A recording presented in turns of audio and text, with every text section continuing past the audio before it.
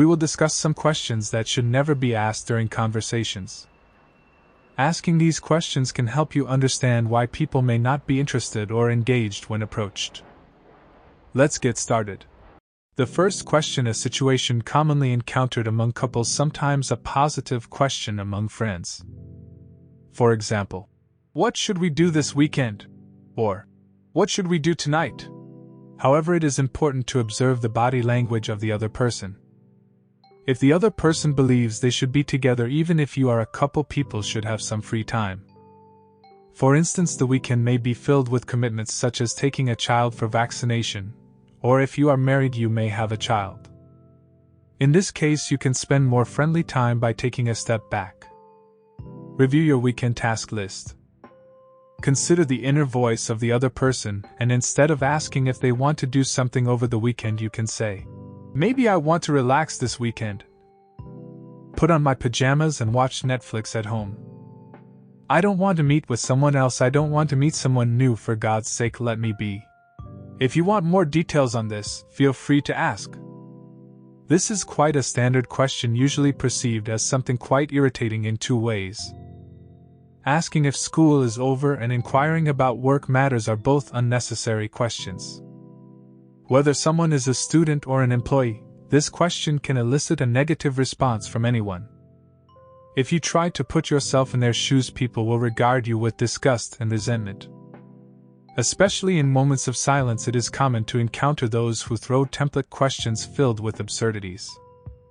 Someone faced with the question, "Hasn't school finished yet?" might respond, "What's it to you? I'm studying. Are you paying for my education? Am I coming to school for you? Are you solving my problems?" Such questions are both senseless and foolish, and in situations where one encounters such questions, it can be uncomfortable due to the pressure imposed by the other party. It's also possible to think that someone asking if school is over having no right to inquire about such a situation. Furthermore, asking about work matters is an unnecessary intrusion into a person's private life, and such questions can drive a person crazy. Let's assume you have a source of income. Perhaps you're an influencer, a YouTuber, or someone working in a job.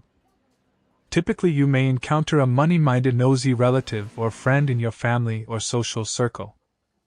Now, the words of these individuals don't really matter. You have a genuinely attractive face, and you're stacking what you have. Now, Kevin, let them be and tell them what you're getting, what you're earning. You give an honest answer. Maybe you're buying an eggplant from a cafe or restaurant, and you say you can afford an eggplant once a month. In other words, your income exceeds 10,000 units. Maybe you're on the poverty line, but the important thing is that you're earning. Now, what you do with this money is important. There might be some silly questions like, what do you do with this money? Just like everyone gets paper from somewhere. For example, a waiter asks for a pen. Yes, 3,000 units for rent, 2,000 units for transportation, let's say 500 units for entertainment. At least you're getting between 10 to 15,000 units. Not only the elderly, but many people do these kinds of things when they are your age. There might be those who ask why you can't increase the money in your hands. Such questions are unnecessary, and what someone earns and how they spend it is not a matter of concern for others. Looking at the fourth unnecessary question, income sits across from you wanting to learn about your job. I don't understand why they're asking exactly what you do and what it brings to you. The answer, "I'm a doctor," is not enough. You perform surgery and brain surgery. Do you participate in operations? How much do you earn? And similar details are also being asked. If they don't like the profession you describe, they ask if you do any other job. They continue with questions like, "What do you mean? What else do you do?" If you say, "I'm a YouTuber," they continue with questions like, "Well, is this enough for you? Can you make a living with this?" And ask why you don't have a proper job. These questions and similar ones go on. What do these questions have to do with you? What do you mean to say? But sometimes in certain situations or with certain people you can't express it, of course. Our fifth question is, "What are you doing?" The question, "What are you doing?" usually arises during phone conversations.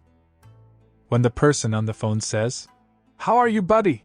and you respond with, "I'm good, just busy working," The person on the other end often asks, "What are you doing?" However, this question usually doesn't carry its literal meaning. In reality, what work is being done doesn't matter much. Maybe they're doing laser hair removal, maybe they don't want to do anything, maybe they just want to sit. Conversations like these on the phone often don't progress because this question pressures one to lie, and lying can lead to the death of the conversation. Then they wonder why they weren't invited and why they felt ashamed to lie to their child and didn't want to be seen in front of others. If they're in a friend group, they might lie and say they're at home, and in the evening they go somewhere. A completely absurd question: how much do you weigh? Let's consider the nonsense of questions like, "If I say 60 kilos, how tall are you?" That focus on the absurdity of making judgments or teasing based on someone's weight. Such questions aimed at mocking or evaluating a person based on their weight are truly meaningless and unnecessary. Particularly questions of this nature among women may reflect tendencies to mock based on appearance. Focusing on weight takes people away from understanding the real value and personality of individuals. Expressions like, "You lack 10 centimeters in being 1 meter 80, what are you going to do, sew a shroud?"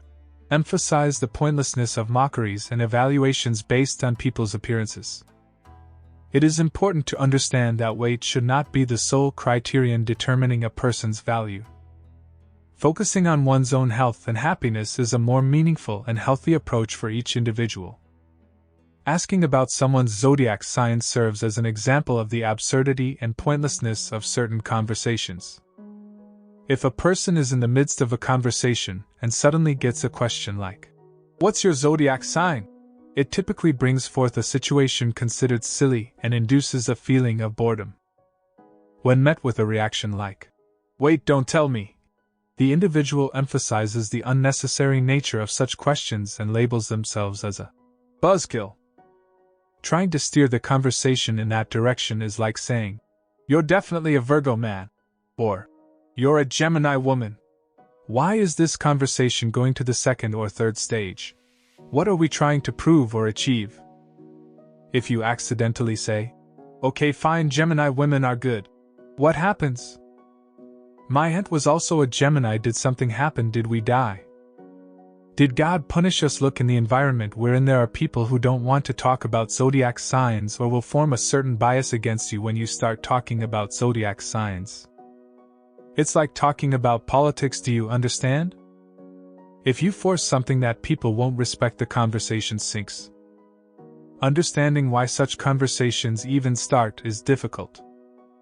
Zodiac sign discussions are a forced and unnecessary topic that holds no significant place in a person's life. Especially knowing someone's zodiac sign is not a criterion for determining their character or value. Such conversations often create biases among people and undermine mutual respect. When people encounter these kinds of discussions, they sense the absurdity and pointlessness involved. Therefore, forcing conversations with topics like zodiac sign questions typically creates a senseless and uncomfortable experience. The another awkward question, "So did I prove myself right now?" is an expression that often leads a conversation into absurdity and pointlessness. This question becomes a factor that lowers the level of conversation and negatively impacts the quality of the discussion. If someone poses this question, it usually replaces mutual understanding and respect with the intention of asserting dominance, or undermining each other. For example, if someone proves themselves right on a certain matter, the defense mechanisms of the other party come into play, and responses like, "Well, what now, am I wrong?" draw people into unnecessary competition. Such situations create discomfort in social circles and undermine the respect people have for each other. In reality, questions like, "So did I prove myself right now?" trigger negative dynamics in communication and disrupt a healthy communication environment. It creates a power struggle among people, negatively affecting friendship relationships.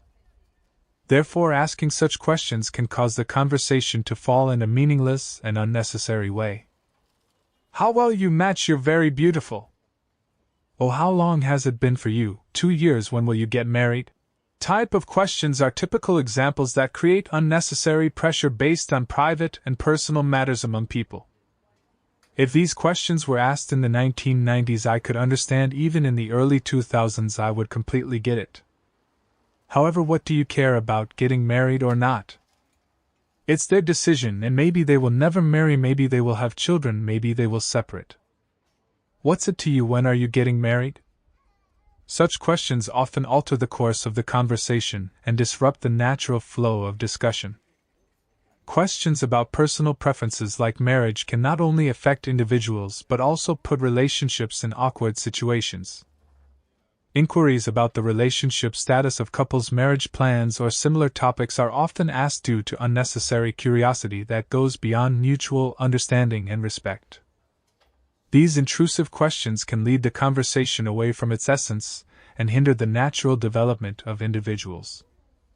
Each individual's personal preferences and relationship dynamics are different, so asking such questions is an example of unnecessary interference in people's private spaces. Instances where people tend to intervene in the lives of others are often filled with absurdity and unnecessary actions. Particularly the question, "Why are you like this?" reflects the tendency of people to question why others are not as they desire them to be. When a person changes their clothes or exhibits a specific behavior, those around them try to attribute meaning to this change.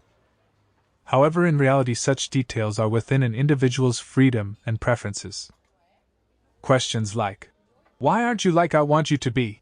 or "Why don't you fit into the mold I want?" express efforts to fit people into a certain pattern, hindering individuals from expressing their true selves. Everyone has a unique lifestyle and preferences, and these choices are not something that others should question instead of trying to understand. If someone doesn't meet the expectations of others, it is their responsibility, and instead of asking, "What's it to you?" showing respect for these differences creates a healthier communication environment. Rather than asking someone, "Why are you like this?" accepting them as they are and valuing their uniqueness would be a more understanding and positive approach. Judgments about people's lifestyles and spending habits often stem from the underlying question of the calculating guys. If a person has earned a little money or enjoyed a nice vacation, those around them immediately question these expenses and interpret them according to their own standards. However, in most cases, expenses are generally in line with the individual's financial situation. In this case, discussions often revolve around how much people can spend, starting from pizza prices, and the person's own preferences are questioned. Questions like, "Why don't you save money and buy a house?" often imply interference in others' lifestyles. However, everyone has different priorities, and choosing to accumulate enjoyable memories instead of saving is also a preference. We can emphasize that spending money in a pleasurable way rather than leading a luxurious life is also an option. In the end, everyone wants to save their own butt, and it is important to approach the differences in these choices with understanding. While some prioritize moments of enjoyment and experiences, others may focus on investments for the future. However, these preferences are personal choices and should not be subject to questioning or criticism from others. In conclusion, people's preferences regarding spending or saving money are specific to their personal freedoms and lifestyles. Asking such questions can turn into an unnecessary intrusion, crossing personal boundaries, and it is important to respect people's private lives. In some situations, typically women may want to seek others' opinions about their own appearance. However, this is not a situation exclusive to women. Similar questions can be encountered among men as well. Especially on social media platforms or within friend groups, people often ask questions about their own appearance. These types of questions are generally like a minefield, as they are vague and open to personal interpretations. Regardless of the answer given, receiving approval from the other party is often unlikely. For example, if someone asks if they have gained weight, the answer is usually not satisfactory no matter what it is. Asking such questions can often make the conversation fruitless. Whatever answer the other person gives, the result is usually not satisfying. Therefore, it is important to handle these types of questions carefully to avoid steering the conversation in a negative direction. It's all nonsense, you see. Politics and religion are not to be discussed. Unfortunately, in many parts of the world, these topics can be very sensitive and troublesome. We hear about many incidents related to this issue. When two people become intimate, one suddenly steers the conversation towards a religious or political direction. You encounter questions like, "What do you think? Do you believe?" Here, instead of conflicting and arguing over personal beliefs, it is important to approach these topics from a broader perspective. It should be understood that everyone has different beliefs, and this is not a topic worth debating. In a social setting, tension can arise when such topics are brought up. However, as long as respect is shown for my beliefs, there is no need for me to confront or argue with you. Respecting everyone's beliefs ensures that the conversation continues in a healthy way. We don't have to discuss religion to convince each other. We are not prophets or anything, we don't have such a duty. If you want to believe or not believe, go consult atheists or religious officials. In other words, we don't have any intention to explain religion to you, make you love or hate it. In social settings, when such conversations arise, there are people who lean back and start conversations with the following sentence: "Friends, now that there is a God, or according to my belief there is a God, but I don't believe in prophets," and similar sentences. Some may be a person with religious beliefs, some may not. We don't need to have conflicts. We don't need to defend anything, confront you. Therefore, if you find people getting bored with you, wondering why they are leaving the conversation as if something has fallen from the table, or their phones are ringing and saying, "Why are they avoiding the conversation?" You may be the one asking these questions. Feel free to share questions that you think are wrong or that you don't like being asked. Don't forget to like the video and follow for more videos.